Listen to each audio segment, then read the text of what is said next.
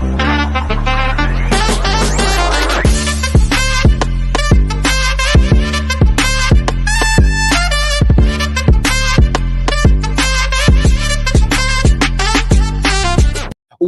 back to Straight Facts. I'm actually all in the wrong place. I didn't do it properly. We're all in the wrong place. There we go. It feels normal. I was looking at the screen backstage getting something off, and I realized what it was. Potsy and LB back again. How are you, gentlemen? All good, man. Good to see Potsy back after his little vacation. Yeah, mate, I'm back, man. I'm back. I enjoyed the holiday. Put a little bit of a dampener on the last day with the news of Kev. Obviously, Kevin Campbell is a absolute legend. And I watched Kevin as a fan, and he kind of left as a friend. So really sad news. Really sad. I hear you, mate. It's tragic day for football. I think the wider football world, Arsenal fans, but I think within the social media space, Kevin Campbell was so giving. But so many ex-pros that just, they won't respond to a DM, they won't come on the show. He came on the terrace many years ago. Absolutely top geezer. And I watched him on a lot of other people's channels, and there was no arrogance in him. There was no, but I'm a footballer, what do you know?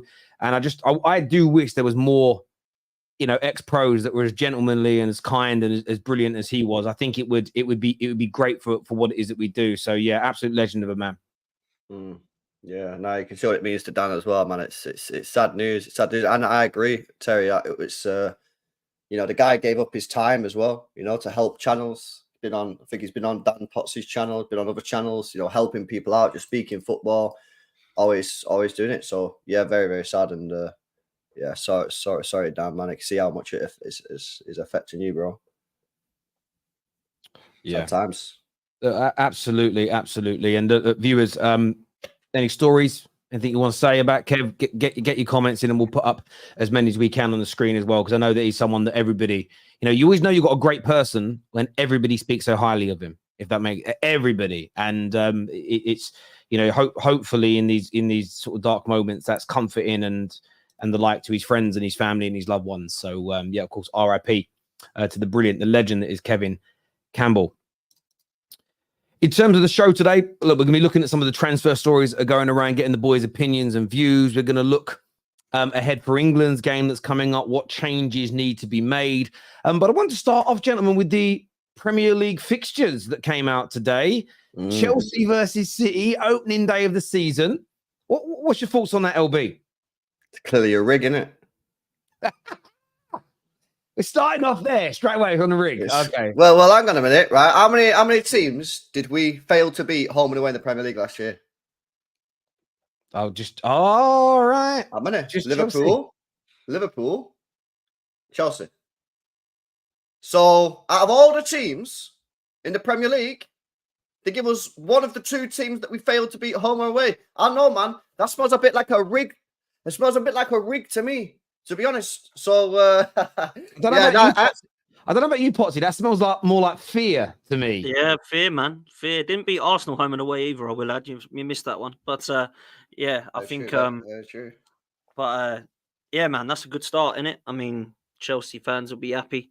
That's for sure. No, to be honest with you, I'm actually like it's a bit of a weird one, because obviously you would rather have like a team in the bottom half of the table and that. But from like, if we're being honest, like if you look at Chelsea, when would be the best time to play Chelsea? I think early on, before Maresca gets into his groove. Now I could be made to look like an idiot. maybe we'll still drop points, but like from just like a base view, like a standard point of view, I think to have Chelsea early, before Maresca really is able to take control and get his style of play involved in that team, is probably a better thing than not. So yeah, listen, I would have rather had like Bournemouth at home or something like that, to be honest. But Chelsea early on, are we away as well? We're away, aren't we? Away.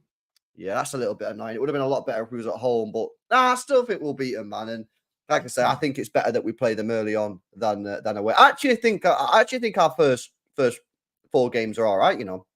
But like, to be honest with you, I think we've done better than Arsenal, that's for sure. I think the pressure's on us a little bit to win the first 4 games, because after our first 4 games, we've got Arsenal and Newcastle. So if we can win our first 4 games, which is doable, we can go into that Arsenal game. I think it's at home as well. You know, try and win that, and then we could possibly get some points clear of Arsenal. But yeah, I mean, it is what it is. Quite happy with the fixtures. I think we've got a better spread of fixtures than maybe Arsenal. I think Arsenal have got like bigger pressure moments than City. We got our February, which is horrendous. But for me, I'm looking at our fixtures and I'm kind of happy. I know everyone says, "Oh, well, everyone plays the same team twice," but it's not. It's not really. I don't agree with. I don't agree with that. I mean, when Man United were in title races, it's hard for me to look at it in the same way now. I always used to hope that we had our harder games away at home in the second half of the season. It was always knowing in the second half of the campaign you've got your closest rivals at home, or the majority at home, was better than the other way around. Man United, of course, I feel like Man United are facing what Arsenal did 3 or 4 years ago. Do you remember it was always Arsenal, the opening game, Brentford, and then the following year it was Crystal Palace, hoping that there's a problem. They're sticking us on the Friday night 8 p.m. game with the and you know it's at home against Fulham and we should be winning. But it's that little banana skin, the curtain raiser. Let's put Man United in it. They're keeping Ten Hag the first, obviously, game properly under Ineos and co.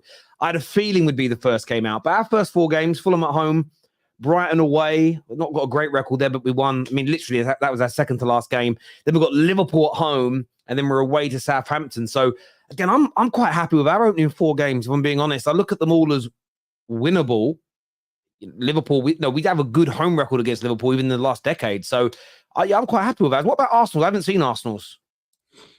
Yeah, it's not great, man. To start with, I mean, I say not great, but you've got to play all these teams, haven't you? But so we've got we just literally just said that's not how it works, bro.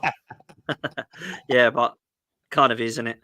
Got Wolves at home, Villa Park next, which is never easy, to be fair. We've got Brighton at home, which, to be fair, the last couple of years has never been an easy fixture for us. We always seem to do just a bit of a bogey team at home, Brighton, and then Spurs away and City away within a week, which everyone's looking at. I mean, it's tough. It's a tough start. It is, but if you do get through them, then you've played 2 very, very tough games straight away. So sometimes you look at it and think, is it best to get them out of the way, or is it best to leave them until, build yourself up from type thing? And I don't really know what the answer is to tell, if I'm honest, but we're going to have to get them straight away. But it's about winning them. I mean, you go away to Spurs and beat them, go away to City and beat them away. It then means you've got them at home second half of the season. I think it gives you a massive boost.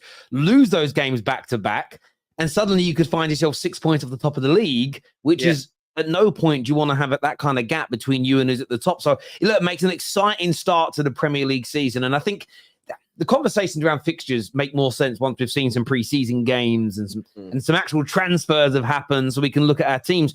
Speaking of transfers, I want to go to you first on this, LB. I read a report today that said that Man City might decide to sign nobody this summer. Yeah.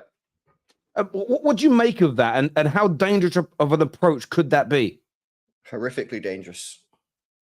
Horrifically dangerous. I'm very much a person, who believes that you have to invest in the squad every year, that you have to maybe let a couple players leave who maybe you don't want to leave. Like when we let Jesus go, we let Sterling go, we let Zinchenko go. I don't think you should ever really go into a season with the same team as the season before, because I just don't think you have the same hunger and desire, personally. I think you've got to sign new players. You've got to freshen it up a little bit. And you're looking at this City team now. You got Kevin De Bruyne. He's going to be 33 at the end of the month. Yeah, he can't play every game. You know what I mean? He's getting on. You know what I mean? He's on the decline. That's just facts. That's what happens when you get to your 30s. Kovacic in his 30s. Nunes still isn't trusted in this team. We still don't have a cover for Rodri. If Rodri gets injured, we still have no one to play there. So I feel that, can I see it being true? Potentially. But I would be frustrated and very annoyed if that happens. Now, Daniel in the chat's right. We've already signed Savio. Yes. But we don't know whether he's staying because it's still up in the air. I mean, Savio was asked last week for Brazil what's going on. And the guy basically said he didn't know. So I think he's going to have the pre-season to see what's going on. But I just think our transfer window it appears, from what people are saying, to be heavily dependent on outgoings. You know, now I'm looking at players like Nunes. We can get our money back for him. We should get our money back. That was a panic buy. And then, you know, I think we've got to sign someone to be able to take the load off of Rodri. I mean, Rodri has played a ridiculous amount of minutes over the last 3 years. Ridiculous amount of minutes. We tried with Phillips, failed. Whether Nunes was actually an attempt to take the load off Rodri or not, I don't know. But that's obviously not really worked out at the moment. So we need to bring someone in. Listen, I don't think we need major work. I'm not sitting there saying we need 4, 5, 6 players. But we need someone who can play for Rodri to take the load off him. And if Savio stays, I'd probably be happy with that. If you said to me, Kimmich and Savio, Bruno and Savio, that's it, that's all you're doing, I'd take it. I think that's enough. But you can't just get no one, man. Yeah, I agree. Signing nobody, and Savio, maybe he's the guy. I remember Arsenal doing that, and it may not have been after the Invincible season, but there was a summer when they won a league and they won nobody. And I used to, when I was in sort of my fighting days, a couple of my teammates' parents, big gooners. I remember one of them, Bobby, his name was. He turned up to pick us both up from training, and he was in a foul mood. I'm like, what's wrong with you? He said, Wenger has basically said that we're not going to be signing any players this summer. And I was young, I was a kid. I went, well, yeah, but you won the league last year. You're the best. And he just gave me this disgusted look. You've always got to refresh. You've always got to keep, you know, the team hungry. You've got to bring in players that want to compete for those first team places. He said, if we don't do it, we'll go backwards. They barely signed anyone. They went backwards that year, and it stuck with me. That was 20 plus years ago, and it was just one of those little. It's about 20, maybe a bit more than that even. And it was. I was young then. I don't know, 17, 18. You think you know the world, and that's resonated with me and has stuck with me ever since. When I saw that report today, I thought, well, look. Like with all reports, you take it in. You know that it may not end up being true. But if City do that, they're on for a 5-peat. I know they've done a 4-peat, and that's record breaking. But until that sequence is broken, I feel like you've just got to keep going for it, because you had a 5-peat. I mean, no one's doing a 4-peat in my opinion. You do a 5-peat, no one's ever getting anywhere near it. I don't know what your thoughts are on it, Potsy, that, you know, ESPN are claiming that City might sign nobody of any real note this summer. Do you think that's a dangerous, you know, as a gooner, are you rubbing your hands a little bit? Sort of, but at the same time, they've just won the league with this side. So if they don't sign anybody, they'd still be favourites to win the league, because their team's just won it 4 times in a row. Now, I understand what LB's saying. I know they're getting Savio in, and I know that they need 100% somebody that can come in for Rodri, because I know they won the league this season, but if Rodri would have got an injury, I don't think LB would have been too confident, and they wouldn't have dropped a few more points, because didn't they go like 1 win in 7 or something while Rodri was injured for a few games or suspended for a few games? Yeah, it's not good. So it needs to be replaced with, covered for Rodri. We had it the year Leicester won the league. We signed no outfield player. We signed Petr Cech. That was it. And Leicester won the league. That was mad. Why do teams do that, man? It's so annoying. Like, I don't get it. Like, it's so frustrating. You tell me you got no money. You tell me there's no one that you can improve on. In my opinion, yeah, every transfer window is an opportunity to improve on the squad. That's what you should be doing. And even if you say, the squad's all right, well, who's the worst player in your squad then? Even if you think your squad's great, who's the worst player in your squad? Get rid of him, get someone better in. There's 100%. Always better options out there. You know what I mean? And so for me, I think it's dodgy, mate. Like, I don't know whether it's true or not. It might be fake news, but like you're absolutely spot on, Potsy. I mean, like if Rodri gets injured, like let's be honest, like we're just not going to win much if Rodri gets injured. To be honest with you, we've got no one to play there. We had Gundogan who could play there, and then we let him go, and now we have no one. I remember in the Club World Cup when we were playing in Saudi, Rodri, I think it was in the semi-final or the final, a big tackle went on Rodri, and Rod went down rolling around. And I can tell you now for a fact, every City fan, yeah, head in the hands situation, season's over. Luckily, he got back up and he was all right. But like, that's how bad it is. Like, if he goes down for tackle, we're all in the mud. We're all like, oh, what's going on? You know? No, I agree with you. Listen, not everyone's got Mainu in the team. Do you know what I mean? Mainu broke you know what I mean? Not everyone's got him to be able to break the unbeatable stranglehold that Rodri has. So I tried keeping a straight face, but I couldn't do it. I mean, there's a comment here from Kieran, one of our members, who says, it could be because players are not wanting to sign since they don't know Pep's future? Nah, that's cap, bro. Like, you look at some of the players we signed under Mancini. Look at the players we signed under Pellegrini. We signed Stones. We signed Kevin De Bruyne. We signed Aguero, Robinho. Like, come on, man. This is not true. Silva. David Silva. This is fake news, man. Like, this is. I don't know why people are saying stuff like this. I don't think it's true. Yeah, I always say this about City. There will be a drop off when Pep goes because he's the best manager in the world. He's one of the greatest ever. But that drop off is only going to be not as formidable title challenges. You're still going to be title challengers. You're still going to be a well-run club. You're still going to be competing. You're still going to be dangerous. I think this idea that I just don't see a world where Pep leaves and your whole club falls apart like Man United with Fergie, because you've got the right people running it. And I think that's the fundamental difference. I mean, the only other element that it could be to do with is, yes, you've got the cases. You're in one still. I think it's the second week of the challenge. I mean, if you win this case this week, I can't see how you don't spend money, because if you win this case this week, it essentially means you can, a family member is going to suddenly sponsor the arm of your shirts for 6 billion quid. That's a slight exaggeration. And then there's going to be the money. So I think there might be an element of that going on, because if that doesn't go your way, there's the cap of spending coming in. You do then have the court case. And this could be, and I think you have to prepare for this as a football club. So should the spending limits stay as they are, and then the new spending caps come in on the salaries, and the 85% rule comes in of PSR, and you get into a little bit of trouble potentially in that court case, it doesn't go your way, even though you are, as your club would say, you are innocent. You could find yourself in financial trouble if you overspend this summer. Say you do spend 200 million, but then suddenly you find some money, you've got points deductions, you don't finish as high as you want in the league, but then you've got this big wage bill, you've signed more players which have to get paid off, and now all the new caps come in. Maybe there's a little bit of thinking around that. Yeah, but I understand that 100%, but I don't want us to spend 200 million. You know, if we sign Kimmich, what, 50? He's 29 going on 30. He's got 1 year left on his deal. He's not going to be much more than 50 million quid, is he? Let's be honest with you. Yeah, so get him for 50 million. And Savio, I've already said I'm happy with that. That's what, 80 million quid. True. That's about 80 million pound of spend. We're gonna probably sell a couple of youngsters, probably get about 40 million quid there. So I'm not sitting here saying I want us to spend 200 million for it. I'm saying get me a DM who can cover for Rodri, and if Savio stays, I'm happy with that. That's it. We spend 80 million quid. It's probably one of the lowest spends in the league this summer if that happens. But like, why? So why? Do you need any other positions, LB? Do you think you need? Is it like? Not really.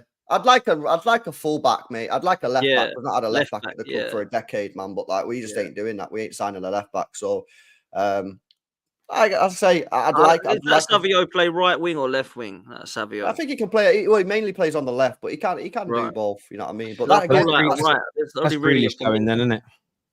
Well, I think Grealish will do one more year, and I think if he doesn't have a good year next year, I think he'll be off.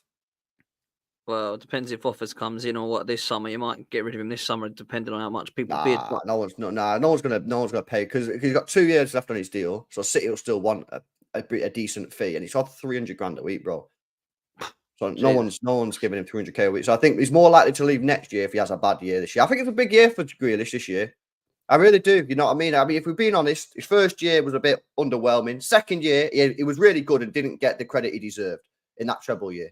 He was he was good. He was good in that treble year. You watch what he did at Real Madrid in that game. It was class. Last year, again, not good.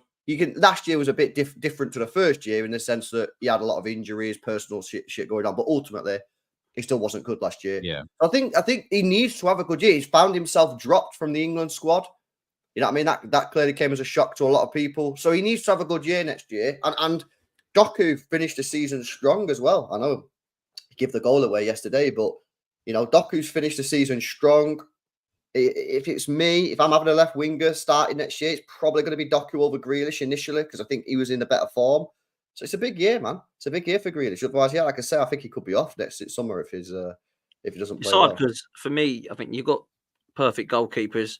Your defence is pretty much perfect. Maybe you need a left back, but Gvardiol was class there last year, in my opinion. Anyway, certainly towards the back end of the season. I think in the middle it's clear you need another CDM. Maybe you'd argue a right winger if Savio doesn't play there, but if he can, fair play. But other than that, you are pretty sorted. Do you know what I mean? Whereas I still think... but now apparently, like, Edison wants to leave because he's been offered £750,000 from Saudi Arabia. Madness, mate. It's crazy, man. So like, if he goes, then what we doing? Do you know what I mean? Because the people talk about Ortega, right? And I get it. Ortega's mint. He is. He's absolutely mint. Let me tell you that, yeah. Get him on a free transfer, and he was class. And it's like, he's class, yeah. But being a world-class number 2 does not equal being a world-class number 1. It just doesn't. I mean, look at Lunin, yeah? Guy comes in at Real Madrid, yeah, as this backup guy, plays a lot. Everyone's buzzing over him. Oh, great. Look what he did for Ukraine yesterday, man. Awful he was. I fought for 2 of the goals. You know what I mean? So it's just like, just because someone is a good backup goalkeeper, and he is a good backup goalkeeper, and I'm not going to be sitting here moaning if he is the number 1, but don't be shocked if Ortega comes in and he doesn't perform at the number 1 stick, because it's a different game. It is. No one can convince me that if you're a good number 2, then you'll be a good number 1. That's just not how football works, man. It's just not. There is some truth to that. There's no doubt about it. I wanted to ask you about Phil Foden. He's had a lot of criticism in the last few days after that England performance. A lot of people calling saying that he should be dropped. Do you boys agree? Should he be out of the England starting 11 for the next game? He's our best player. Why would we drop our best player? Like, he's the best English player we have right now. So why would we be dropping him? It's crazy. What we just need Southgate to do is just play the players in the proper positions. Do you know what I mean? He's trying to force people in the squad, right? Because you've got, for me, 3 generational talents in that team. Trent Alexander-Arnold, yeah, Jude Bellingham, and Phil Foden. They are 3 generational talents. The problem that we have is he doesn't trust Trent Alexander-Arnold at right back in a defensive capacity. Clearly doesn't. Otherwise, he'd be playing him there. So what he's doing is he's going, well, he's generational, so I have to force him in. So where should I put him? I'll tell you what I'll do. I'll put him next to Rice. But that doesn't work, man. I don't think Trent is good enough in that midfield position. He's not good enough with his back to goal, as we've seen when we almost conceded a goal when he lost it on the edge of the penalty area. And it's just a fundamental different position. You know what I mean? It's just not that simple. Oh, just put him in midfield. No, he's a right back. That's why he plays right back. You know what I mean? I know he inverts a lot, maybe for Liverpool. You know what I mean? And he comes in off that right and inverts into the middle. But do you not think if he was good enough and just like that was a good enough position to play there, Klopp would have just started playing him in midfield and just having another right back? Do you not think one of the greatest managers we've seen in this country would have done that? No, he's not done that because he knew that there was other aspects to his game maybe that he couldn't, and it was better to invert from that position. And by the way, if you want him to do that, invert from right back into midfield, I ain't necessarily got a problem with that, but you can't just start him in a 2-man with Declan Rice and Trent. So what he should be doing, if he really wants to go down this route, and I think you have to, is just play Trent at right back, play Declan Rice, play Jude Bellingham as the box-to-box 8, and Phil Foden, who connects the lines to Harry Kane. Because Jude Bellingham, as good as he is, he's not going to connect much play between the midfield and Harry Kane. He's just not going to do that. Phil Foden's that guy. Jude Bellingham is the guy who should be arriving late into the penalty area. You know what I mean? Like he done for the goal, like Frank Lampard-esque, helping out Declan Rice, filling in. And you put Phil Foden in the middle. We're sticking Phil Foden out wide, so he's not playing his best position. We're putting Trent Alexander-Arnold in the midfield, so you're not going to get the best out of him there. So two of our generational 3 players, you're not getting the best out of because he's forcing him into midfield. Just drop Walker. Yeah, although Walker played well, just drop him, play Trent, and just hope Trent don't get smoked on that right-hand side in a defensive capacity. And by the way, I'll just say one other thing here.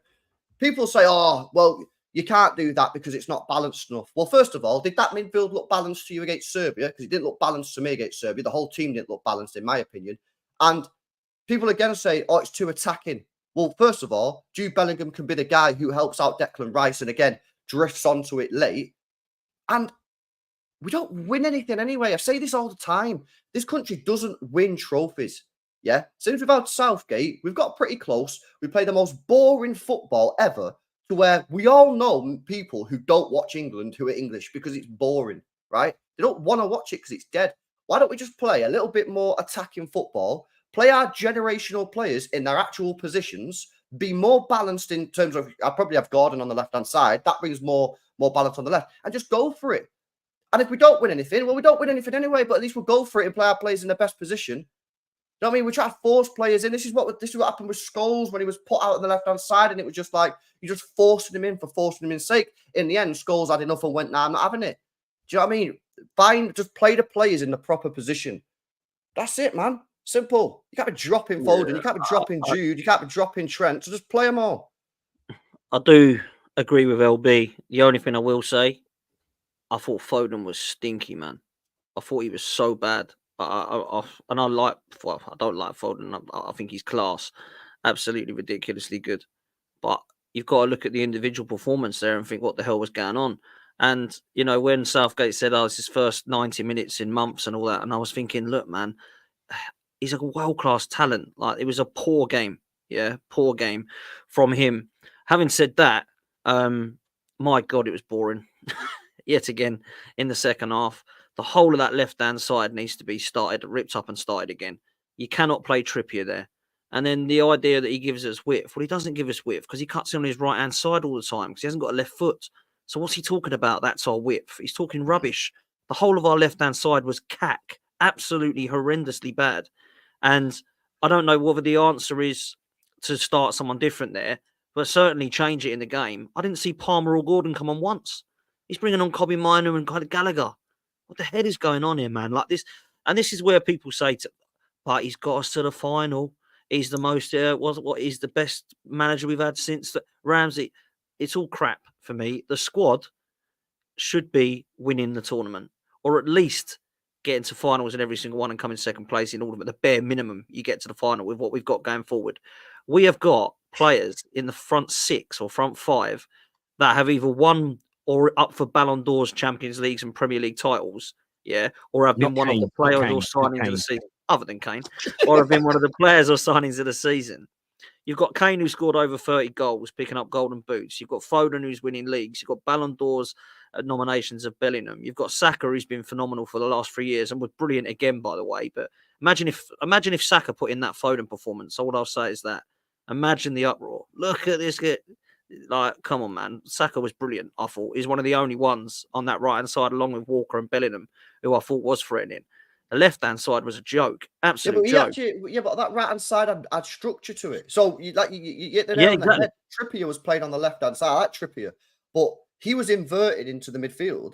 So then where's Foden had no one on the left to pass to because there was no one there. It should have been Gordon should have been on that left-hand side. I don't understand why he's took Gordon if he's not going to play. Gordon, for me, is a perfect player for an international tournament because he works extremely hard off the ball and he's actually got a goal threat. Play him on the left-hand side instantly. That link-up, Foden will have an option now on the left. He had no option on the left-hand side. Yeah. Now, whether you play Trippier left-back in that situation, I don't know. Personally, I'm still waiting for Shaw. What's going on with Shaw? Is he fit? What's going on with him? No idea, mate. No idea. The thing is, he's barely kicked the ball in 6 months. If you're bringing, the only reason you bring Shaw is if you're going to play him. There has to be a plan to bring him into the first 11. Otherwise, you'd leave him at home, surely. It doesn't make sense for Shaw to be here and to be back up to Trippier. No. That don't make sense for me. I do agree. Go on. The Trent thing is a really interesting one for me. And LB makes a great point about him being generational. I agree with him. I think he's world class. I think he's got everything about him as a footballer. He's absolute genius. I love the kid. I think he's phenomenal talent. When people say to me, you can't play him right back because he can't defend, I am disagreeing with that. And I'll tell you why I'm disagreeing with it. Because you put everything around him to allow to say, do you know what? Yes, this guy might get caught out. We need to do our job and actually protect him because it is worth it.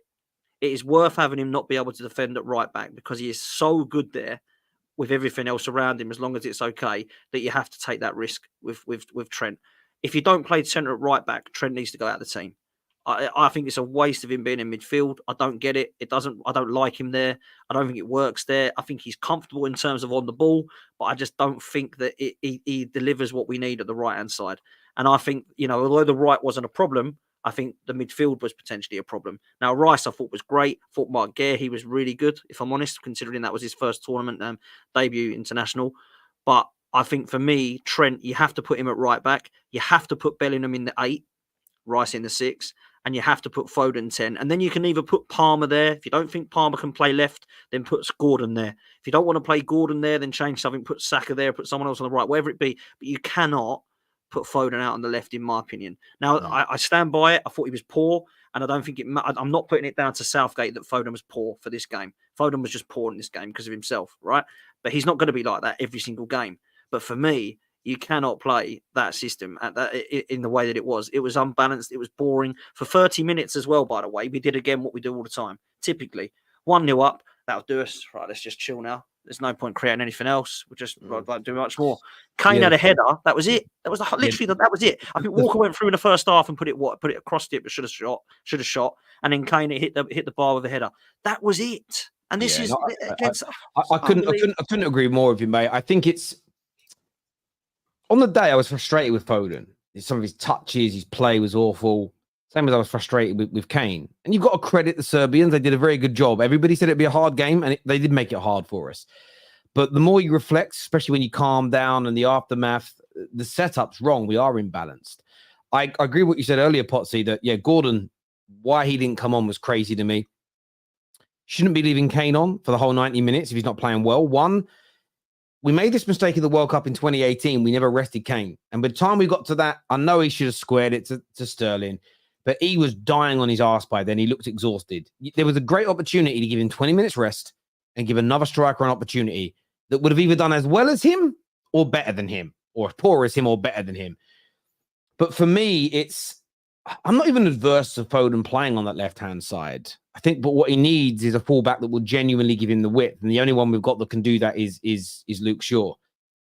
I also looked at it and thought, well, Bellingham's been playing as a kind of 10 for Real Madrid. He's got to play there. He's had a Ballon d'Or worthy season. However, he spent the majority of the game doing his actual role, which is an 8. He was everywhere, and he was phenomenal, Bellingham. But you could take who is it the start? Who else was in midfield? You had Rice and Rice, Bellingham, and Trent. You could take Trent out and put Bellingham into that position, out of that role. I still think I agree. Trent's got to be on that right. We need his crossing ability into the box. Put Bellingham back into the 8, box to box, and move Phil Foden into the 10. I couldn't agree with you more. But it is on the manager more so. Yes, individual performances get criticised, but the substitutions could have changed that game. He could have even gone, right, I'm actually going to do it. I'm going to put Trent into right back. I'm going to put Bellingham back into the 8, move Foden across and bring Gordon on. And then he could have given himself a look at that system in the game, and he didn't do it. We needed more control on the ball. So he brings on Conor Gallagher instead of Kobbie Mainoo. Now, Mainoo's going to has the ability, so does Adam Wharton, either of those two, hold and retain possession so much better than Conor Gallagher does. It just tells me that when tough decisions need to be made, there's something lacking with Gareth Southgate. The greatest managers, the managers that succeed, their ability to get their substitutions right and make in-game tactical changes that benefit their side. Get it right, 8 times out of 10? 9 times out of 10? Southgate, it's a flip of a coin whether it's going to work or not in his decision making, and it's why we've got far in these tournaments because we've got a really good squad, and quite a few other nations are nowhere near the levels we're used to. Let's not pretend that the Germans and the Dutch as an example, you could put the Italians into that, even though they won the last Euros, they are not bolstering the same level of talent that their nation had 10 plus years ago. None of them are. Spaniards, none of them have teams of... So there's the element there of only really the French are sort of on par with what they've had in the last 30 odd years. England, to a degree, we are, other than probably centre-backs, you would probably argue. So we've got an advantage in that regard, but we just have a manager who isn't good enough when it comes to the decision-making, and that ultimately that's going to cost us. So I understand the criticism of Foden, but what I feel has happened in the last few days as well is I'm an England fan, so I'm talking about everything from an England perspective. There's too many people getting involved with their club colours on. And you see it yesterday. I saw people going in on Saliba, and I was like, he didn't have a bad game. I'm not saying he was Maldini, but people were acting like he was really shaky and all these problems. And then you're looking at who's writing it, and you're like, well, you're a Spurs fan or a City fan. And Saliba wasn't great though yesterday, bro. He wasn't. Yeah, I thought he was pretty good, to be fair, but he hadn't much to do. But the thing is, it's almost people are getting their club allegiances I agree with that. I do agree with that. Tarnish that what they're actually seeing at this. So Foden wasn't good, should be criticised. But people are acting like that's it, shouldn't kick another ball. I've seen there was a good one on the show yesterday.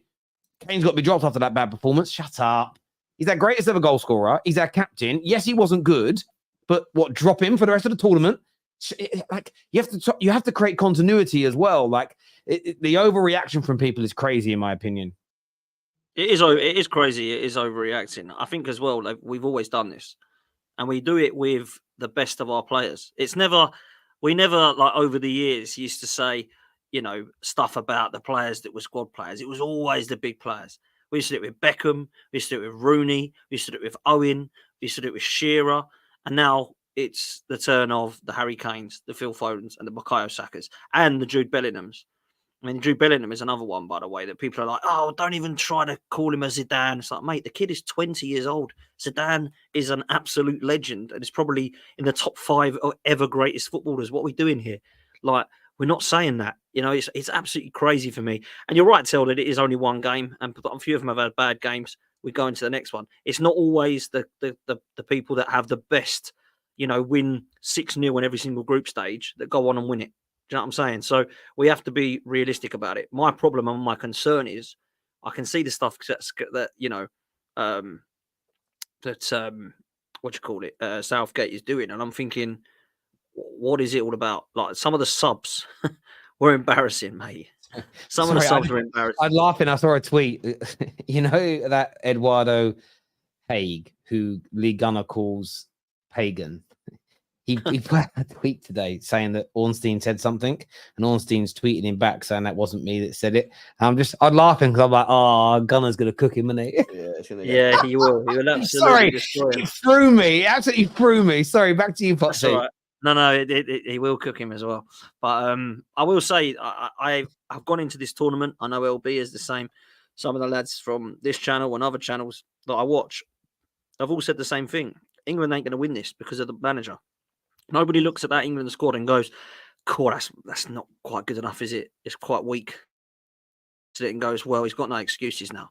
Like, he has got absolutely no excuses to say didn't have the squad, because the squad is the best it's been in a long, long time. And I agree with what you're saying, Terry. I disagree on Germany because I actually think people are overlooking them. I think they've got a great chance of winning the whole thing. But I do think that France... But they've got a good chance of winning. I'm just saying I don't think they have a squad of yesteryear, but they can definitely win it. They can definitely win it. I think France and England have got a good squad. I think Germany, actually, the squad is a lot better than what some have said. When you look at what they've got and also on form, who's actually playing well, in the team at the moment. Some of those the Germans have got. But I will say this: I just do not have any faith. Whenever England are on, I'm like, come on then, let's see what's going to happen. And I just know I'm not going to be shocked by this. I know what's going to happen. It doesn't matter whether it's a team of Zidanes or a team of Mustafis. It's going to be Gareth Southgate ball. And unfortunately, it don't matter how good or how bad you are, we know what it's going to be. And this tournament will be no different to the others. Listen, I hear you on that. Viewers, give us your thoughts, give us your feelings. This here says, I think people need to take a breather as tournament goes on. Players will develop chemistry, especially Rice, Foden and Jude. It's about understanding each other. Listen, I think there's an element of truth. But then what we need to see as England fans is changes being made to address that. And I believe the top-class managers would make changes in games. This system isn't working. I'm going to make this subtle change. We didn't. We did weird things. We brought on Conor Gallagher to shore the game up. I'm not even digging him out, but you don't bring Conor. I don't know what you bring Conor Gallagher on to do, but you definitely don't bring him on when you can't maintain possession. That's not his game. Why didn't he take Tyrick Mitchell as left back from Palace? I'll never know. Been quality for the last 3 months, definitely. Listen, there was a number of left backs. You got Mitchell. There was also the left back, Alfie Doherty, who plays for Luton. Now, I'm not saying he's international, but he's left-footed.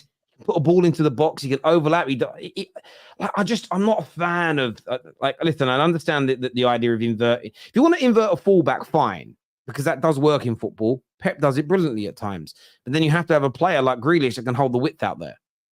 When you've got Foden that's going to cut inside and a fullback that has to invert, you have a weak left side. And the fact that the manager can't see this is crazy to me personally. This here from Jack, who's a member, says that Foden is a one-system player like most of England's pros. They can't assimilate to different systems. That's waffle, bro. It is waffle, man. He's played left wing, right wing, false nine, striker, attacking mid left, attacking mid right in various different systems. Pep changes the system every year, so that's just not true. Thanks, Jack. Good afternoon, gentlemen. I know you will never. This will never happen. I know this will never happen. Sack Southgate and get Klopp. If you don't ask, you'll never know. If he would become the England manager, a German manager. I don't think he would. No, I love it. Southgate's going to go after this tournament anyway, in my opinion. But who the next manager is, I don't think we need to talk about that just yet because he's still here. But yeah, Klopp would be a great. I'd talk about it now. Sack him. I mean, Ivory Coast sacked their manager and they went and won the tournament. So, like, yeah, well, it could happen, but it's not completely ridiculous. I don't think it will happen. Is what I'm meaning. But I just think it's not going to happen, is it? No, I just feel like after this tournament, win or lose, he will go, and then we'll discuss it. But Klopp's a good shout. I want Pep, man. Get him out of City. Go and get him in England, mate. Listen, I know that you get those England fans who will sit there in their French clothes. Do you know what I mean? Drinking their Belgian beer, with their German car keys in their pocket. That will say, "Go be English. Go be English." I'm. When it comes to sport, especially, I've competed for my country. I love my country. The idea that our manager needs to be has to be born and bred in England is an absolute nonsense. You want the best manager possible. Our ladies' team are doing brilliant things right now. They don't have an English manager. I think it's crazy that that people still have that belief. Oh, he's got to understand what it's like to be English. I don't want him to understand what it's like to be English. I want him to come in with a winning mentality. You know what I mean? It's crazy. Like, I'm not, and again, I look at it from the other side. Imagine how amazing it would be. Because again, sporting wise, I have a big rivalry with the Germans. It's friendly, but it's there. Imagine a German wins England the World Cup. There's so much banter in that. There's so much banter in it. Do you get what I mean? And for me, those things for me are just, I love it. I love him. More Pep. Man. Pep, you're right. That's what England should do. Try and get Pep, but they're not going to do that. They should try and get Klopp, but they're not going to do that because they won't pay the money. This is the truth. You want to know the truth? They won't pay the money, man. You know what I mean? Look at the wages that these top managers are on. England are not going to pay the top money, so they won't get the top managers, and we'll end up with people like Gareth Southgate, who's won nothing in his career, by one Carabao Cup as a player. Like, that's just the truth, man. That's why we had Hodgson. That's why we've got Southgate. That's why we had Big Sam.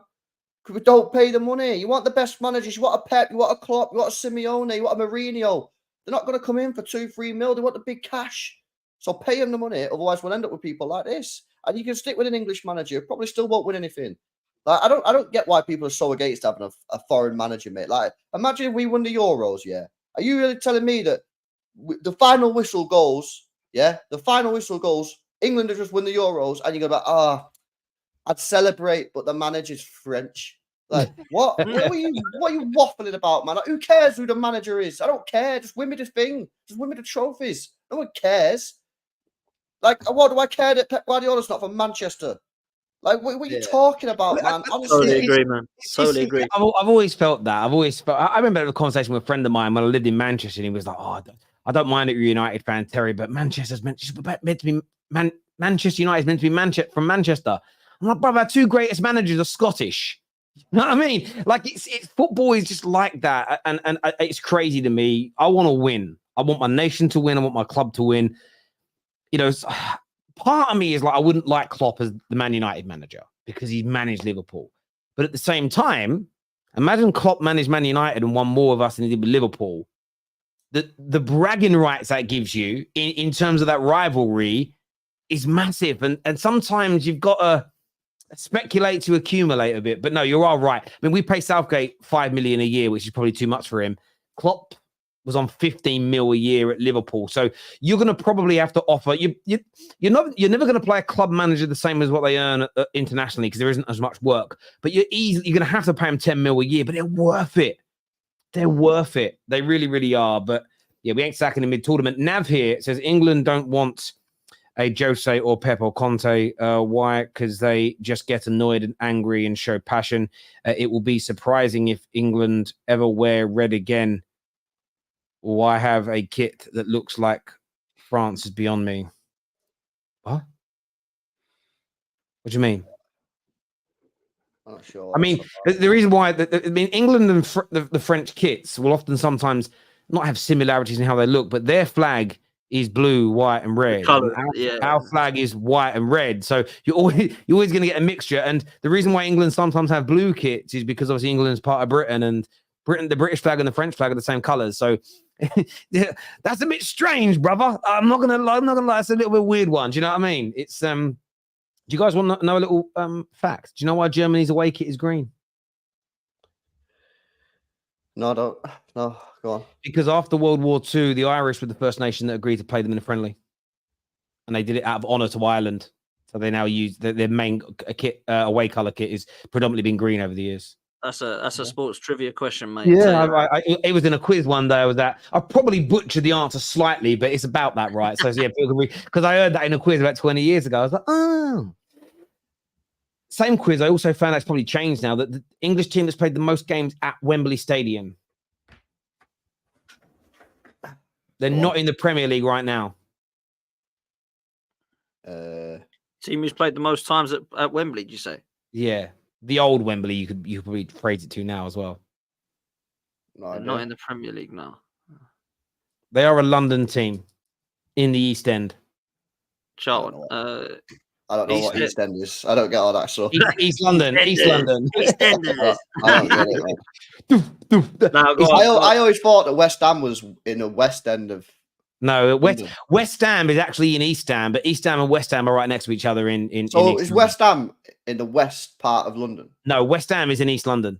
So why is it called West Ham then? Well, it's West Ham and East Ham is a part of East London. The towns within East London. There's a place called East Ham and there's a place called West Ham, but it's on West Ham's a small part of West Ham Station. Yeah, but now West Ham are no longer in West Ham or East Ham. They're now in Stratford. So they're not. Yeah, they're still in East London, but they're on the border and all. They're getting. Oh, are we doing the border thing again? Oh, yeah. Dan, you would have loved this last week with Wrighty. He got Cooks. Oh, he got done. He tried to say that you guys moved to North London first, and then someone put it in the chat, and we Googled it. It was true that when Arsenal moved to North London, where Spurs were based was at that point considered Middlesex. It wasn't even part of London. Yeah, so you were the first North London. Yeah, from Middlesex. They always say, you're not even North London. And we go, aren't you in Middlesex, mate? And that's all he always used to say. Yeah. There we go. Oh, bless him. Was that Henry, did you say? Yeah. But it was Leyton Orient. Because the stadium because of bomb damage during the war, they used that as their home ground for many years. Oh, wow. Another weird trivia question, but yeah. Anyway, swiftly moving on. We'll get back to the Euros in a little bit, but some transfer news I want to ask you yourselves about. I want to get your opinion on what Man United are doing around Branthwaite. It looks like we're going to go after two centre-backs this summer, with Lindelof looking like he's going to go. Varane has gone. Johnny Evans is going to sign a new one-year deal and be the sort of fifth choice again. He also counts as that homegrown quota, which everybody forgets. He's an academy player at our club. Branthwaite, we want him. We're not prepared to pay over the odds, and we're basically saying to Everton, we will pull the plug on this deal and walk away if you don't, lower your 70 to 80 million pound valuation. Do you think Man United are doing the right thing, boys, in terms of ensuring we're not overpaying for players, or are we in a position where we should just spend what's needed to fill the squad? Well, you need centre backs who can play with the ball at the back. You know what I mean? Like I think that's quite obvious. So it depends on how many other targets you've got. If you've got a list of 4, 5, 6 other defenders who can do the same job, then yeah, you're in a power position. You don't have to go pay it up. But if your shortlist is small, if you've only got one extra player on that list, two extra players, then obviously the pressure mounts up. I mean, the original bid 35 million, I thought was a joke, man. That is worth a lot more than that in this current day and age, especially with all the potential that he's got. I would be surprised if this deal doesn't get done.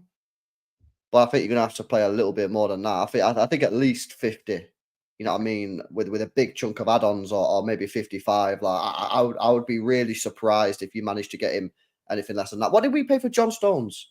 50. 50. And so inflation, because he's basically like, they're trying to say like the next John Stones type player, you know what I mean? So with inflation, everything that's gone on in football since then, you would have thought that you got to pay at least 50 to get him. So I do think you're a little bit low there. I don't know why do you reckon they've gone in so low? Like, I must say, like we paid 50 Pretty million mad. for Ben. We paid 50 million for Ben White 3 seasons ago, and he was at Brighton in a similar situation where he hadn't really been proven. He'd gone to Leeds in the Championship. It was a good player, but it wasn't one that you thought, wow. And that was 50 million that people were like, phew. So Branthwaite, who's been spoken about, I would say more than Ben White, because he's the one at the moment that people are looking at as, well, he's going to be top quality. He's got the stature, he's got the presence, he's got all the attributes.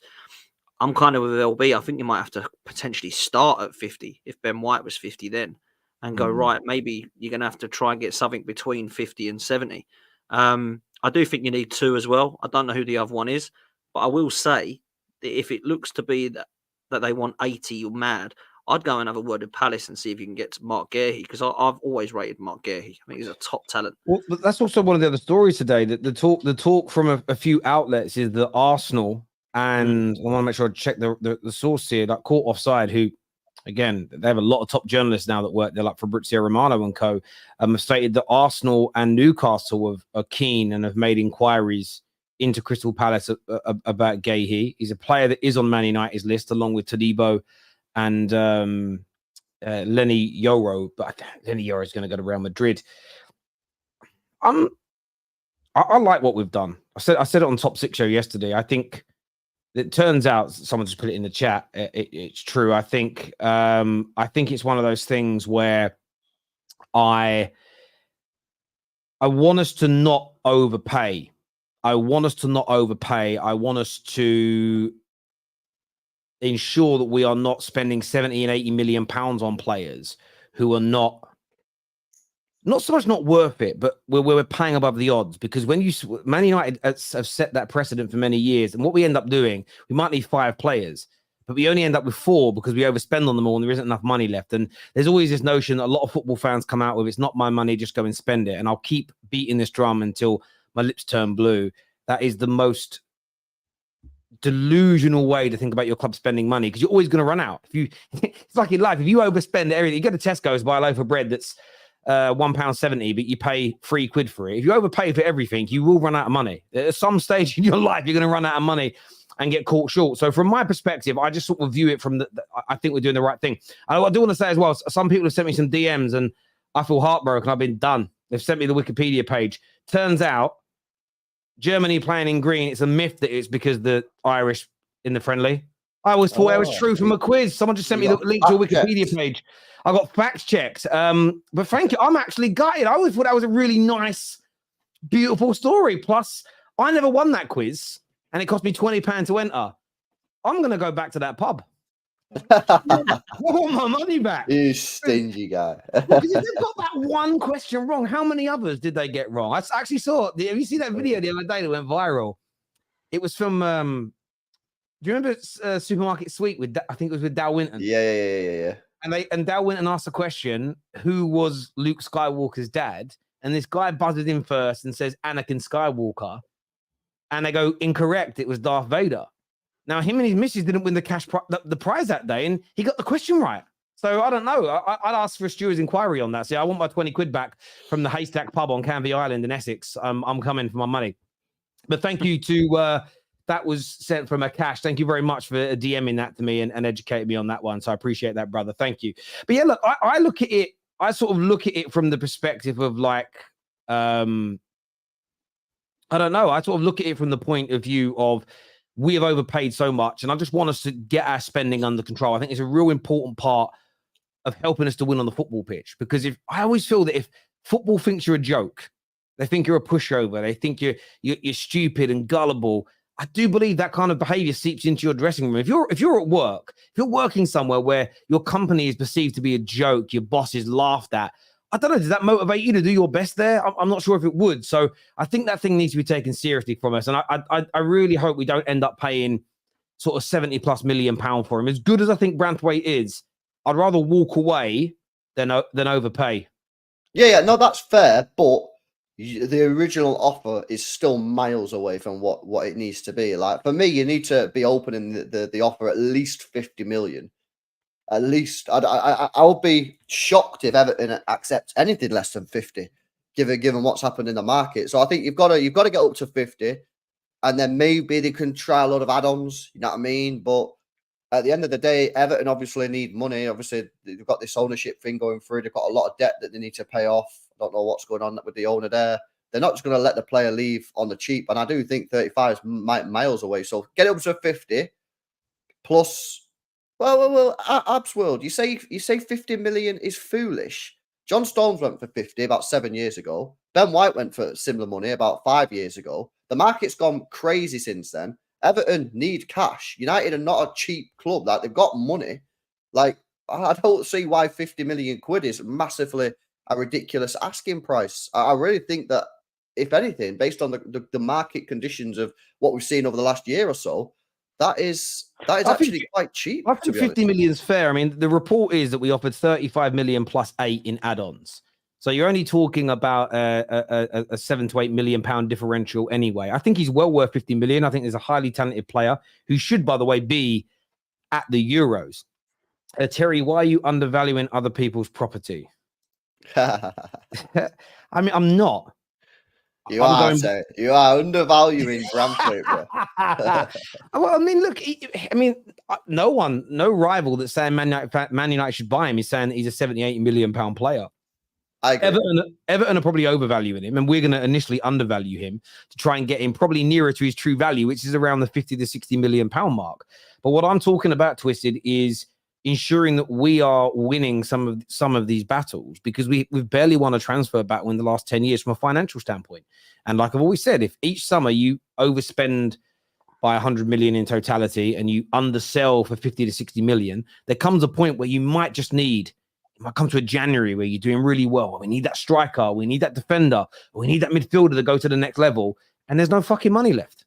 There's nothing left to spend. Can I ask you a question though, Tel? Like, as a Man United fan, as this window opens, would you be okay with Branthwaite being your kind of expensive signing and then looking at other areas less than that? That's what I'm kind of getting at. Would you rather build from the back, a little bit like Arsenal did, I suppose, or would you rather go and get an absolute star striker or absolute star winger, like a top tank? You go, whoa, that changes. That's the X factor. Or are you quite happy to go, do you know what? I kind of trust this new regime to go, Branthwaite's a good effort. What we're doing next? Oh, actually, that's quite good as well. I'm quite good with that. None of those are absolute mad 100 million signings, but those 3 or 4 signings that have cost us about 150 million are really going to take us forward. Like, what approach do you go with? Do you know what I mean? So I'm not advert. I mean, the club have sort of put out a policy which is no Galacticos, but I suppose it depends on what your own definition of Galacticos is. So I feel like Galacticos is a bit of a dirty word nowadays. What Real Madrid tried to do was to sign the best possible players in the world to make this super team to win everything. But it didn't really work. I mean, they won things, but they didn't have the domination that those players on paper should have. But I feel like, in a colloquial sense, the word Galactico means a bit more mercenary now to me. When I think Galactico in the modern day sense, I just think I don't want a star player, whoever that may be, coming in saying, right, not too sure on the project. Oh, you're a long way away from City. You're a long way away from Real Madrid. But you know what? For 500 grand a week, I'll do it. Because we've tried that approach and it hasn't worked.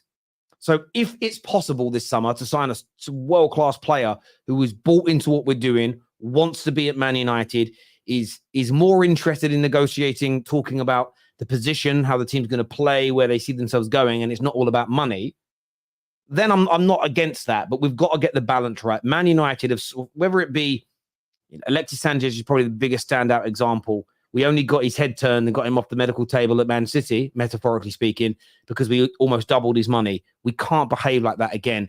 The only time you should be going for someone like that and genuinely doing it is if they want you and they believe that you're the right place for them. So I believe that's where we've got to start, is signing players that want to be at Man United. And of course, you want the best possible in class. But I think if you sign a player that we all, say we put a number on it to boil it down and make it more simplistic, if we all agree that player A is an 8 out of 10 in terms of ability and quality, but he's not that bought into Man United and is coming for money, I think you get more consistency out of a 6.5, 7 out of 10 player who is desperate to play for you And I think you can build from that foundation. And that, for me, is what's so key at Man United this summer, is that we are not signing mercenaries. We're signing players for the right reason, who have a skill set and an ability that fit the style of play that the club set out of where we want to get to. So I'm really happy with Branthwaite, because I actually think building a strong defense, becoming a hard team to beat, is the place that you should start from, as opposed to having a great attack that leaks loads of goals. I would prefer to start with being a strong, resolute team, because Man United, even in the rebuild we're in, we've still got to try and win trophies. I think as a club our size, we have to try and win trophies. 100%. Yeah. If you've got a leaky defense but are scoring loads of goals, I still think you're unlikely to win trophies. So I'd rather improve the back and the midfield and then work my way. I'm not saying I wouldn't like Olise to come in or somebody like that, but I'd like to start at the back and build a foundation. I agree. I think that's the way to go. I always think starting with a solid defense helps you. I've got a question, Bruno, yeah? And obviously United fans in the chat. If you do get Branthwaite, who would be his partner? Would you give Maguire another chance to prove himself? Because Maguire is a player that I think, if you look back now, he's took a lot of flack since he's been at United. And don't get me wrong, he's had some shockers. And listen, obviously he's been a bad captain in a sense of like the way things have gone. But I do feel to a certain degree that he's been a bit unlucky. I never thought he should have been given the captain's armband. I thought that was way too early, way too soon. And I don't think he has the presence, the ego needed to captain a team like United or the club like United. I think the club is too big for him to be a captain. And ultimately, I think he's a decent player. And I think you've seen that a little bit last year. Would you give him another chance to prove that he's ready and good enough to start week in, week out for United? Or you think that it's kind of just, it's too much? Or would it be Martinez? What would you do? I mean, I'd go with Martin. I think Martinez is better. What's interesting is that we're looking at a number of defenders are left-footed, the same as Martinez. So you go down this. I don't like saying old-fashioned, because I think it still has some merit into a certain degree around. Well, can you play with two right-footed centre backs? Or can you play with two left-footed centre backs? Looking at Branthwaite, if you look at his career so far, he's played quite a lot on the left, but he's played a lot of games, especially at PSV on the right. He's very comfortable using both feet. So I sort of look at both our centre backs and think Martinez and Branthwaite, if Branthwaite was to come in, both have the ability to play either side because they're both very comfortable on the ball. Where with Maguire, I mean, he got put on the left to begin with, and I just think he looks, unless he's in a three, I don't like seeing him. Well, when he's in a three, he's normally in the centre. I just don't like, he looks very weak when he goes on his weak side, as an example. So I would like us to look beyond him. I think we're probably going to keep him this season as fourth choice, something along those lines. Him and Johnny Evans as fourth and fifth choice. If we go for a second centre back, I would like Branthwaite, and then obviously someone like Todibo potentially coming in. I think we need to move beyond them, but I feel like someone like Maguire will stay. Not because, and this is where Man United fans have got to wake up and smell the coffee and understand what rebuilds are all about. Yes, you want to get rid of dead wood, but the most important people to remove first are people that don't want to be there for whatever reason. And Maguire is desperate to stay, which means he's going to listen to what he's told, do as he's told, and follow the instructions. And that's important to building the atmosphere and the culture that they want moving forward. So I think that Maguire will be here. I think he'll be, again, he was fourth choice this year, but injuries gave him a lot of opportunities until then. So I think that he'll be third or fourth choice. Then when he gets the chance to play, it's about delivering. And he didn't do too bad last year when he was fit, if I'm being honest with you. He wasn't a player that I looked at and thought, oh, he did really poorly. But I would personally look to move beyond him this summer. It looks like Lindelof's going to go. Bring in two young centre-backs, Branthwaite and Lenny Yoro would be my two choices. And then someone like Maguire over the next season, maybe even two, could just be used as a make weight to help those two very young players, 18 and 21 years old respectively, develop into the first team. But equally, I wouldn't want to make the mistake that Fergie made. Fergie made a big mistake with Phil Jones and Chris Smalling. Never fulfilled the potential. But I think the biggest problem with both of them is they signed around the same time, and Vidic and Rio still play the majority of the games when fit. What I felt we needed to do with either one of those signings is almost bring them straight into the first team. But instead, we had Smalling at right back for periods of time and Phil Jones in midfield. And then they both got injury problems as well. But we never just came in and went, you know what? Vidic, you've been amazing, but we're going to start passing the torch over. we left it too long. And then by the time Rio and Vidic moved on, Smalling and Jones hadn't, in my opinion, had enough development, and they weren't ready, and they never got to the level that their young potential sort of promise. So you need to get that balance right when transitioning through players, and that's why I would say to him, you want to stay, but you're going to be fourth choice. You're going to play League Cup games, maybe some Europa League games. We'll rotate you, but these guys are who we're going to focus on. And if he still wants to be there and fight from that position, then maybe that can work. That's my personal view.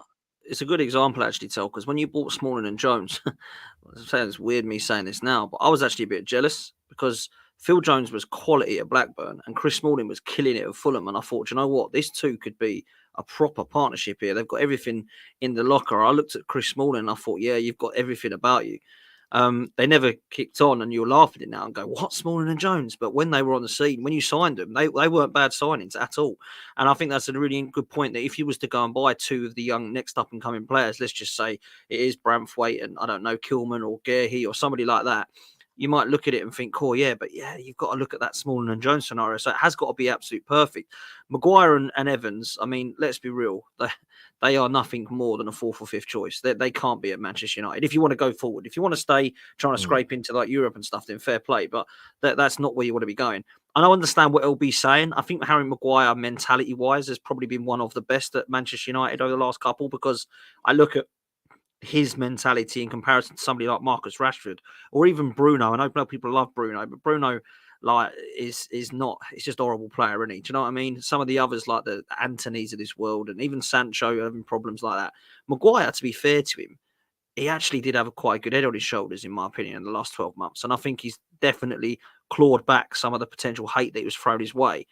I just don't think that he's anything but a squad player for Manchester United. I wouldn't partner him with Branthwaite. I just wouldn't do that. No, I agree. Yeah, I wouldn't make him the guy that you're looking to build on, because the thing is, if Branthwaite and Lenny come in, this is their formative years. Between sort of 18 and 22, 23, it's when you really learn and develop, and they need the majority of the game time. If someone like say we do manage to sign Lenny Euro, if he's suddenly fourth choice and he's barely getting on the pitch, how long does that last for? One of the best things that Arteta did is, I know a lot of Arsenal fans wanted to see Saliba go straight into the first team, but he had obviously problems at home. I want to say his mother was sick. It could have been something along those lines, but the club made the decision to send him out on loan so that he was nearer to home, so that he was more comfortable, so he could play games. He probably wasn't ready at that stage to play for you. And if he sits on the bench for a couple of years, not kicking ball, he may not be where he is now. And it's important to get that balance right. And sometimes you've just got to make those decisions. And so, yeah, for me, it wouldn't be the first choice. But yeah, I'm happy to build up from the back. No Bruno slander. There's none today. He's going to kill it today. He's going to be player of the tournament. I'm telling you, player of the tournament. Bruno Fernandes is going to be. I hope so. Anyway, just want to see the narrative if he is, more than anything. There we go. You mentioned Guehi earlier, Potsy. Linked today with yourselves and Newcastle. Is that? I mean, obviously you're very, very strong at the back, and there's talk now that Arsenal are going to kind of step away from this striker approach, and we'll touch on Osimhen later. But Guehi, would you be impressed with that type of signing? And where do you see him fitting in? Obviously, you've got your two main centre backs. Is it as backup? Is it rotation? Who do you think would leave? Like, what do you make of this link? I think it's a very interesting link. We were linked with him, believe it or not, last summer. It was a player that we were looked at last summer. And I speak to a few Crystal Palace fans who say that out of the ones that they believe will leave, Guehi is one of them that they kind of accept as a fan base might move on ahead of Eze, ahead of Olise, ahead of some of the other guys, Adam Wharton and stuff. Now, I understand that Olise and Eze might have release clauses, so there might be not much they can do about it. But Mark Guehi, I think, has probably made more rumours to want to leave. Now, I think there's options for Mark Guehi. The problem you've got is, does he go to Chelsea and walk in the first team, Man United walk in the first team, or does he come to or Newcastle and walk into the first team? Because he would, let's be real, alongside Botman when he's fit. He's not going to get in the first team at Arsenal. He's not going to get ahead of Saliba, and I don't think he's going to get ahead of Gabriel. Not for me anyway. I think he's been phenomenal. So he is going to come as a backup. And this is the problem that Arsenal have got now. If we want a squad to go and compete with Manchester City, we have to forget this. Yeah, but what about? We've got to go and get them. We've got to go and get a Mark Guehi to come and compete with Saliba and with Gabriel. We've got to go and be in for players like Olise. We've got to go and be in for Bruno Guimaraes. We've got to go and get an Osimhen and not worry about Havertz or Jesus. We've got to do this, because otherwise what you do tell is you go, right, let's go get that 35-year-old backup goalkeeper. Let's go get that aging centre-half just in case Saliba gets it. It doesn't do anything to your squad. You just have a proper 11 and a crap 11 to back them up. You've got to go and get yourself a squad, because that's what Man City have done. They haven't looked at it and gone, Doku, nah, we got Grealish. They haven't looked at it and gone, not too sure we can get that Nunez to play in midfield, or Gondwan, because we've got KDB, Foden and Rodri. They've gone and got their squad sorted. Alvarez, like, people are talking about him being unhappy now, and Jesus was in a similar situation. Didn't stop him getting Jesus and Alvarez, though, did it? Do you know what I mean? So we're in a position where Arsenal have to take it to that next level and go and get that. And I like the Mark Guehi links. I don't know how much he would be. I imagine it'll probably be more than 50 million, because obviously Branthwaite's being spoken about that. We've spoken about Ben White and John Stones previously. Is he going to be in that mark? Maybe he'll be more closer to 60, because he's actually got himself in now as the kind of centre half alongside on John Stones. He's going into the last 2 years of his contract, which helps. But he's now just become the starting centre back for England at a major tournament. Exactly. And this is the Euro. I think you're looking at 60 mil. Yeah. I do as well. And I thought he was phenomenal the other night. I must say, I was really, really impressed with him. I think it was Lawless, one of the group chats. I didn't think he was that great. I was like, really? I thought he was really, really solid, man. I've got to say. I've been a fan of him, man. I've been a fan of him. I think he's been good for Palace. And, Chelsea might be looking at themselves as another one now. Chelsea, they're getting rid of they're trying to bowl these players. They're getting rid of some of their youth talent that's come through. You look at some of the players that's left Chelsea that have now gone on to do stuff, like Nathan Ake, like Mark Guehi now, and they're trying to buy centre halves and fullbacks and stuff at Chelsea. And you think, they've spent about 125 million on 2 left backs, when they had Ake. Do you know what I mean? It's crazy. So listen, I think Mark Guehi will be a great signing for Arsenal. Do I think it will happen? I think he'll go and want to play first team football, and maybe he'll look at Newcastle, or maybe even yourself to tell if you went in for him playing first team football. He's on our list. I think, do you know what it is? I agree with everything you've said about Arsenal and Arsenal fans. This notion of we've got 2 brilliant centre backs, there's by nobody else. No, you have to challenge. You have to challenge it. And if you look at City as an example, I mean, I didn't realise that John Stones only started 12 games this season. Wow, it's crazy. And I know he had some injuries, but at the same time, that can happen to Arsenal. You may get a player or two gets injured, so you need someone to step in. At the same time, what Pep has done regularly with midfielders and defenders is, one season, Gundogan could be the main guy. The following season, he's on the bench quite a bit this year. And it's because other players step up and perform and deliver, and there's a lot of reward for meritocracy. And if Guehi gets, beginning of last season, I know there was a lot of theories around what was happening. But you remember that Partey was starting at right back and Gabriel was on the bench. And most people thought it was a fitness issue. Turned out no one actually knows why, but that looks more likely because they carried on playing for such a long time together, Saliba and Gabriel. But what if that happens again and there's an injury and he's out for a month? You'd much rather have someone like a Guehi coming in. Now, if Guehi's of a level and he plays brilliantly, well, then Gabriel's on the bench. Gabriel might spend most of the season then on the bench, and that shouldn't be a worry, or Saliba, whichever way around it is. There shouldn't be a worry and a concern. Where you do get worried and concerned is like me at United, when we get a couple of injuries at centre-back and we're having to play.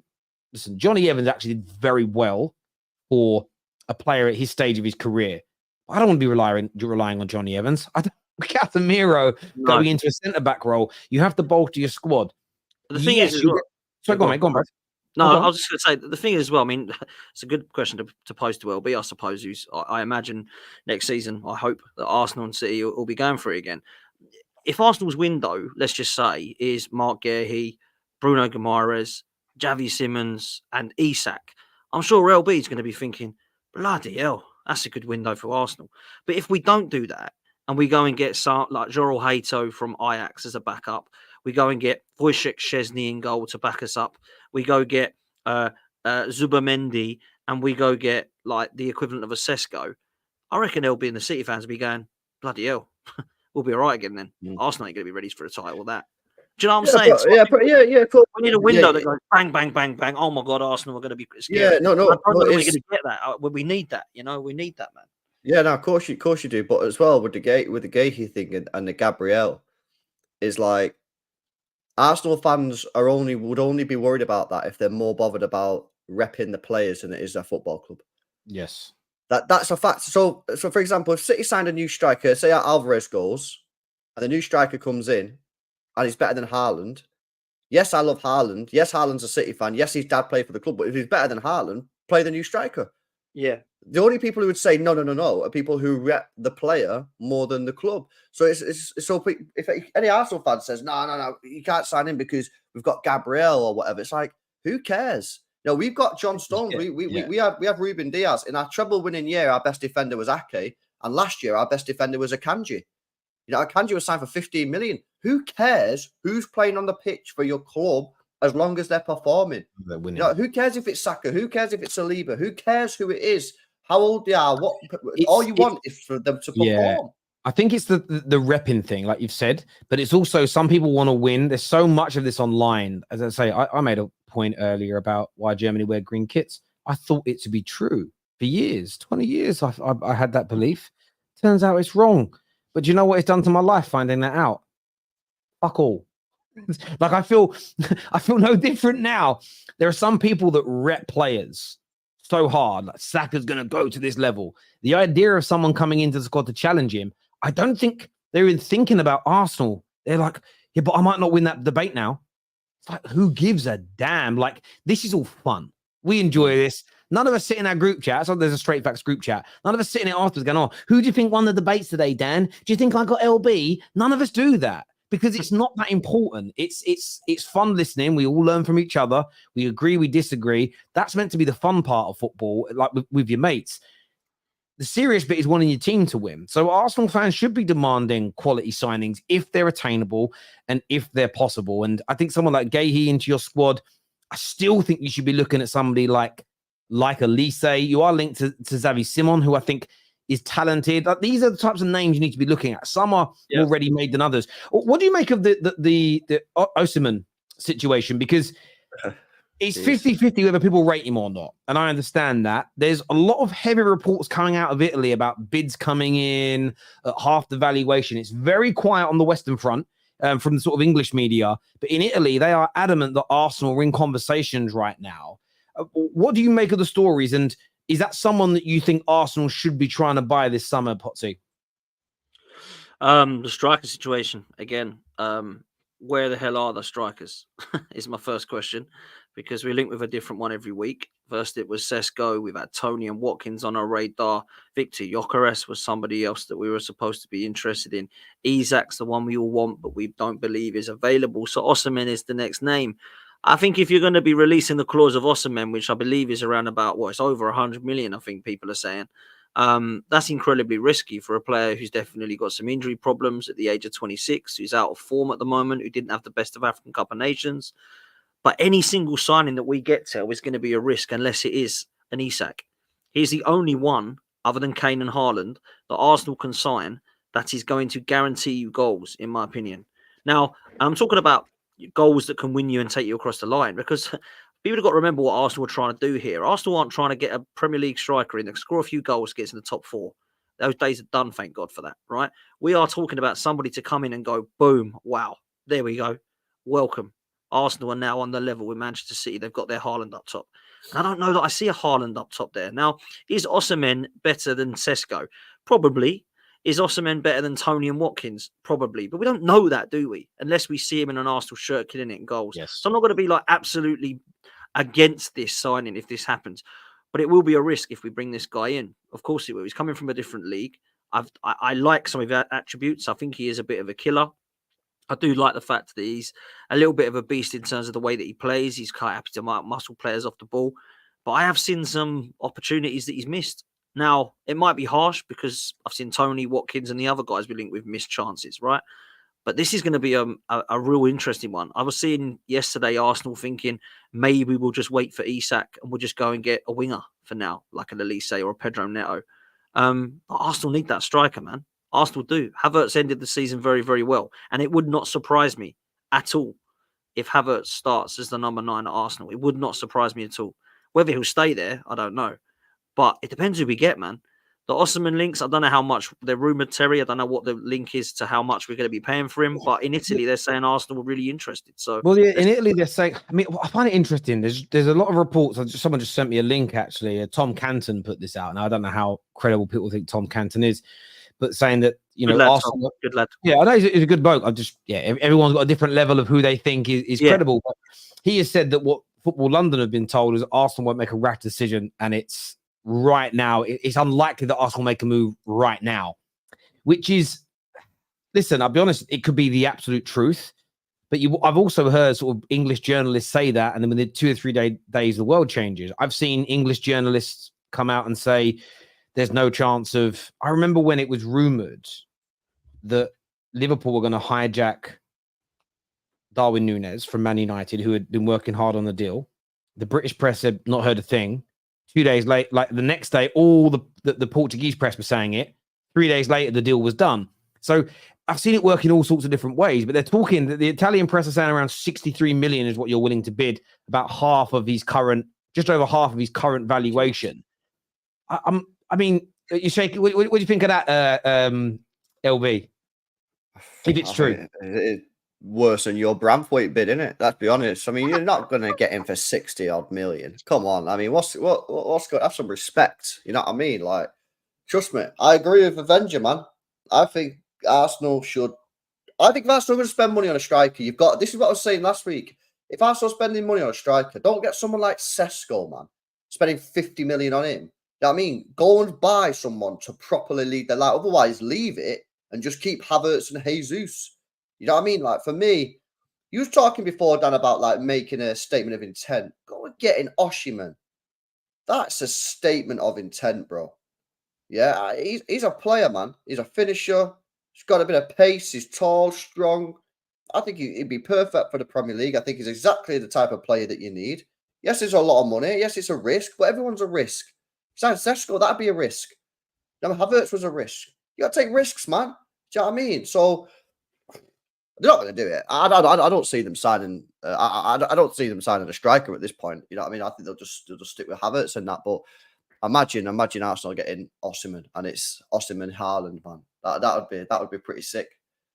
Low-key, I want to see it, man. I want to see it low-key. That'd be great for the Premier League. It really would. Be, yeah. I'm also intrigued. Osimhen's a weird player for me. I know it's Osimhen, but I keep saying Osimhen. I'm an idiot. Osimhen. I rate him. I like it. When I've watched him, I've gone, oh, there's a player in there. But I have to be objective about it as well. I know Arsenal were rumoured to be looking at him. But I also have like a big question mark now, a red flag, which is there's very few clubs willing to go anywhere near him. And I want to know why. And I'm at a point where part of me would like Man United to see why. But if it goes wrong, I don't want it to be Man United. So maybe Arsenal doing it gives you the answers that you want. Because I watched it. I don't know how many Napoli games I've watched, maybe 10. 15. I've been quite impressed with him. I did watch him a few times at AFCON where I thought he was really poor. So I'll be honest, but I look at him and go, I think there's a player in there. Do I think he's worth 120 million euros? Probably not. I think he's worth more than 60 though, but he could score 20 plus goals, league goals in a season. He could do that. And yeah, he may not be as good on the ball technically as people want, but how many number 9s actually are? How many number 9s in the world on the ball are like Harry Kane? Genuinely, how many are like that are playing now at the top of their game? And do Arsenal need that though, Terry? Like, I mean, I don't think they do. I mean, look at City with Haaland. Like, we don't ask Haaland to drop deep. We ask him to put the ball in the back of the net. And that's what he's done over the last 2 years. I don't think Arsenal need someone to drop deep. They've already got Odegaard. They've got Rice there. They've got Jorginho, and I think they'll probably need one more, like, attacking left-sided midfield player. They don't need a player like Harry Kane dropping deep. They need someone to put the ball in the back of the net when everyone else isn't firing reliably. You know, I know for a fact, yeah, barring injury, I know Haaland's getting me, 25 Prem goals next year? I know that for a fact. I can bank on it. Barring injury, he's getting me 25 league goals next year. So, like that, to have someone like that in your team that you can just rely on, is just worth so much to the football club. And this is why Arsenal, if they are going to get someone, just go and get a killer. It is. And as I say, when I said there's a player in there, I'm talking about someone that's got predatory goal scoring instincts. He's quick. His ability to find space He's got something that I used to rate about. When I'm thinking about rival strikers. Ian Wright used to annoy me. He had this ability to always be in the right place at the right time. He's reading of the game from corners, set pieces, when the ball's in and around the box. Sometimes it was making the run. Sometimes it was just stopping still and let the player move around you. He has that about him. I feel like some people say he's got attitude problems. And look, I look at it this way. I need to speak about the Football Terrace logo in a minute. Just let everybody know the multicolored colors behind the back of the logo is for the Euros. Just putting that out there to some of you freaks. It's for the Euros. It's the Euro colors. Relax. Some people are like, I can't believe you've done that. It's for the Euros. Why can't you believe we've done it? Relax. We don't need your bigotry here, my bro. It's not needed. It says definitely. So yeah, I look at him and think Arsenal could mold him. I'm reading people say he's got a bad attitude. He's got a bad attitude. He's got a bad attitude. Does he? Does he? I hear this. I hear this about Tony as well. He's got a bad attitude. I'm like, where are these stories? Show me the evidence of this bad attitude. Show me this evidence of him doing bad things. Yeah, exactly. I've seen no evidence of it. It's hearsay. If, for instance, you've got, show me on record, coaches and managers from clubs saying he's regularly late to training. He was late to training 10 times because he stayed up all night playing Fortnite. Show me but I don't want to, I actually want an actual quote from people that are credible that he did these things. Otherwise, I don't understand it. I see the same thing for Victor Osimhen as I do for Ivan Toney. But yet every time I ask for the evidence, nobody can even show me an article where someone's directly being quoted saying he's got a problem. Yes, you might see him storm off at training, being in a mood. That is normal in any men's sport when men are training. I was part of big Team GB training camps. Now, we were fighting, but literal fights broke out. People had arguments. It's a highly competitive environment. I remember once I tried to do Balotelli like that when Balotelli got into a row on the City training ground. And was like, oh, is there problems in the dressing room? And every single pro footballer come out and said, that happens every week at every training ground. Shut up. It's normal. But this just shows me people haven't played sport at any level. Because if you had Sunday league teams at training in midweek, you get into arguments. It's so normal. And it's just crazy to me. It's crazy. Yeah, I completely agree, bro. Like, these people that are saying stuff like that, it's just like, at the end of the day, Napoli haven't exactly treated him particularly well. You know what I mean? There's been some stuff going on there, you know what I mean, in the past that's been pretty bad. So, yeah, I don't know, man. I feel like at the end of the day, you need to take a risk. Because you look at Arsenal last year, and other than maybe in a couple of extra players, the facts are they didn't win anything. So they have to look at the squad and say, how can we improve the squad? How can we improve the team? Because the team didn't win anything. So again, it goes back to what I was talking about before. Every transfer window, you have to look at your squad, you have to look at your team and say, where can we improve? Now, if Arsenal fans go, well, there's no one really that we need to improve in the starting 11 because I'm happy with everyone. Well, then you're not going to win anything. You know, if you look at that, you go, well, who's the worst player in your team then? And then improve that. Like, you don't sit there and just say, oh, I'm absolutely, unless you've just won every trophy possible, and you know what I mean? Then maybe, yeah. But like, Arsenal won nothing last year. You got to look to improve something. If you stand still, you go backwards at the end of the day in sport because everybody else keeps moving. It's as simple and as straightforward as that. But there we go. There's some super chats here. First one says, this one's funny. I don't know who started this, but it says Terry. Terry, did you guys notice how Terry has no mention of Chelsea because they're making good decisions, so he's picking on Gallagher? I have been so complimentary in our Chelsea videos in the last month about tossing, about your approach for Olise. I've been respectful about your manager. Who's the other player you're linked to? Obviously, you wanted Šeško. I thought he was a pretty good player. The only player you're linked to where I've gone, I'm not sure, guys, is Duran. So watch more of the content before you make weird comments on them, my friend. That was a strange one. Happy to see the original London teams repped London teams repped has been brought back in. Big up. Oh, all right, get it now. Big up, Dan. Big up, Kevin Campbell. Yeah, Henry Wright was here last week, and he's, or AKA as we call him on the terrace, Uncle Fester. He's got quite dark eyes. So, does West Ham have anything to do with pork? No. I don't think West Ham and East Ham were named that because there's pork. I mean, I know a bit about East London. I grew up there, but I don't think it was because they were close to pork factories.